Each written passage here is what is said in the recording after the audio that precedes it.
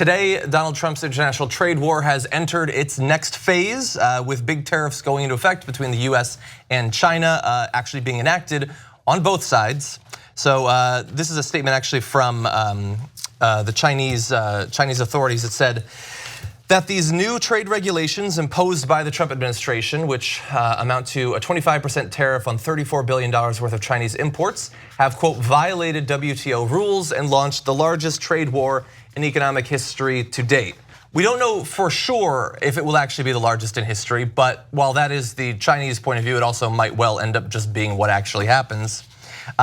So we enacted those tariffs. Chinese authorities quickly retaliated with equivalent tariffs on $34 billion worth of imported U.S. goods, previously promised as ranging from vehicles to soybeans, beef, and other agricultural products.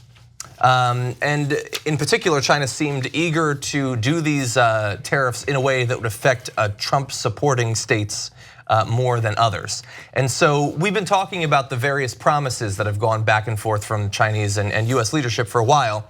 But now a big set of tariffs have actually gone into effect, but that's not the end. We're gonna have some more information for you as well as we step into this new phase. I just hate this feeling that Trump has talked about doing something and how he's gonna rattle a saber, and now he's done it. And I particularly hate the feeling of knowing that he's in charge during all these moments. Because he has this narrative of being this businessman who's able to negotiate great deals, but I really haven't seen any of it. And I do believe that he believes in himself, but I do not believe that he has the ability to really navigate these very difficult, complex waters appropriately. I mean, he's been in a bunch of different industries, a bunch of random different industries, but nothing on the level of manufacturing, anything more than maybe he's just been on branding, like throwing his name on it. But in terms of like supply chains that rely on raw resources from different countries at different levels of manufacture, I just don't have any confidence that he can really deliver this trade war victory if there ever in the history of the world has been a trade war victory. He also has to know what that trade war victory is. What are those numbers? Also, just the fact that a trade war in the first place is something and there's no definitive line. It just kind of starts happening and people are affected by it, which people already are. Businesses already are.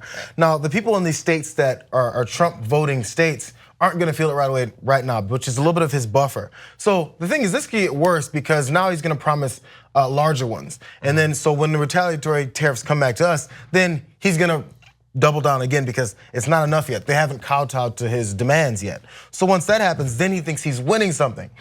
But the thing is, we've participated in an international trade, and where goods are crossed over between different countries. That's the way it works, obviously. So then once companies have to then take up for the higher costs, then they put it to consumers. That just doesn't happen right away. Jobs get changed. Now that's already happened, and there's been lowered hours for many workers with the steel tariffs that happen right now. So that's the first effective part. So people have to, their prices on things have to start going up, and their jobs have to actually be lost first. I don't think he's consciously thinking this. He's hoping, he being a person who would think about this, is hoping that he can do this in the short term, and then the people will buckle early so there's no actual thing that's felt yet. That would be a win for him, but that doesn't seem to be on the horizon, especially since he's promising more. So just the people worried about what could happen is where things could change. I mean, markets and things like that, and people's businesses moving over, which Harley Davidson he's fighting with now. He thinks that's just the way to go about everything. That's what's so weird is he's like fighting with Harley Davidson now. This like, it's if he's like this expert messenger, the like icon of American open roadsmanship is something he's locked in this debate against. And now his base has to make the decision, what do they like more, Trump or motorcycles? And that's the thing where it's like maybe that will be the breakdown that opens some leeway for people that are against Trump to kind of go through and message to those key voters who end up living in places like Wisconsin, Michigan, Ohio, Pennsylvania. Yeah. Have we not already been there before, though, where people are kind of voting against the greater good of themselves? Yeah. When you went greater, I was like not even greater, just directly against themselves. Yeah, when it comes to certain jobs, certain industries, they're still there at the bottom, hanging on by a thread. They're all losing their jobs in certain industries and being like, but he knows what he's doing. Well, what I would have expected, totally, for a long time, but I would have expected that some of the symbolic stuff could have cut through that. That okay, they'll vote for someone who doesn't have their economic interests at heart. They've been doing that for literally decade after decade after decade. But Harley Davidson is supposed to be this conservative, iconic thing about Americana, open roadsmanship, as you said. So JR alluded to the next set of tariffs that could theoretically happen, and we don't have to wait to get at least some idea of what it might look like because Donald Trump has been talking about it in the last 24 hours. Hours before the deadline for the tariffs were going to take place, this is late last night, Donald Trump upped the ante, warning that the US may ultimately target over $500 billion worth of Chinese goods, or roughly the total amount of US imports from China last year. He would go higher, except that can't work because we only bring in so much. And to give you an idea of how little thought actually goes into this, he just bops from idea to idea. Yesterday on Air Force One, he vowed to implement tariffs on an additional $16 billion worth of imported Chinese goods within the month. So he's, in one part of his mind, he's thinking maybe $500 million, maybe all of what our trade with China, and then randomly thinks, $16 billion, we do that for now. Listen, like, blue collar jobs in America need help, right? And I'm not again, like, protectionist trade policies in some version or another can make sense and sometimes are necessary. It is crazy that the most protectionist person in the world right now is a Republican president. And I don't know what the next step is. I just keep coming back to this idea of like, Trump's the one making these decisions. Trump's the one rattling his saber this loudly, and there are real people's jobs at stake. And he's offsetting any potential gains that the economy has been making right now, because of who knows, any marginal, already these tax cuts are not going to like actual workers, aren't going to actual people. Maybe there's some in line with inflation rise in your income, but that's going away with these specific types of tariffs that Trump is just kind of generally shooting around. And it's whatever extra money you get because of a healthy economy right now, you're going to lose because things like your produce and the things you buy on the regular basis are going to be more expensive. There's other aspects of this too that I found out more was part of the war. It's not always just based on the money. So even the perishable goods like pork, meats, fruits, things like that go through these customs.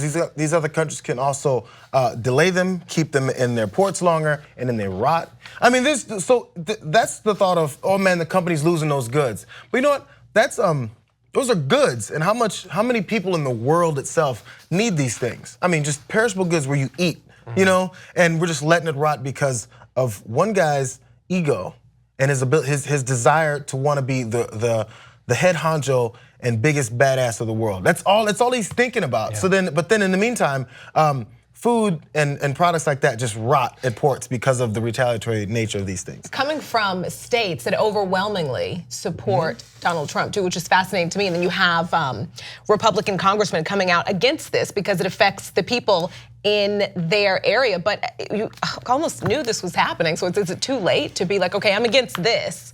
I saw everyone against him say this wasn't a good idea and I ignored that, but now, please don't be mad at me. Well, and also, he talked about these tariffs during the campaign. Right. It was one of the things, I guess it wasn't sexy, people didn't want to focus on it, but he talked about just blanket, I think he said 35% tariffs for all trade with other countries. He's targeted it a little bit more, pretty much just against our allies, honestly, but he had been talking about it at that time.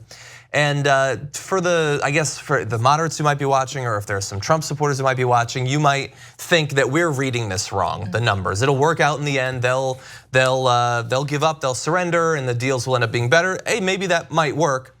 But I also want you to understand that while this is going on, Donald Trump is trying to win you over by implying that he is being strong to China. China has been screwing all of us over, they've been cheating us, and only he will stand up to them. But have they actually been screwing everyone over? I mean, after all, you know that his products that he sells are made in China. Ivanka Trump, who you love, her clothes are made in China. And you might think, well, that's been around for a long time. Maybe now he's gonna be more pro-American in what he gets made and what he sells. But we already found out that they've begun ordering flags for his re-election campaign that will be made in China. And at the meantime, he throws up new tariffs. Are they hurting him? No, he's not trying to sell buildings to China. It doesn't affect his business directly at all. But for you, if you're trying to sell goods to China, have fun with the new tariffs they're putting on your goods coming in. And if you're trying to buy things coming from China, which is a significant portion of what we bring in from other countries, you're now going to pay more for it. So he can imply that he's got your back, but when it comes to dollars and cents, he's doing just fine as he makes you hurt more and more month by month. I want to have one more small example because there was companies, I read through a bunch of them, the things that they're paying for in the first round of this. One particular company said they kept jobs here because a lot of them are leaving like the way Harley Davidson did. This particular company kept their jobs here. The West Bend company, they paid from $150,000 to $175,000 for more steel and aluminum as a result of this. They said they kept their jobs here, and the head of the company said, I almost feel like we're being punished for that. Because now you're paying more because you said, I'm going American, I'm sticking with the patriotic approach to my country, because that's what Donald Trump always preaches. Yeah. But as he does it, he punishes those people directly. So does he hear those things? Number two, there's an isolationist approach to this now. You think other countries can't start trading with each other and eliminate our aspect of it? Yeah, I know America is the biggest country in the world. It's very necessary. Our products and goods and trades are needed. I get that.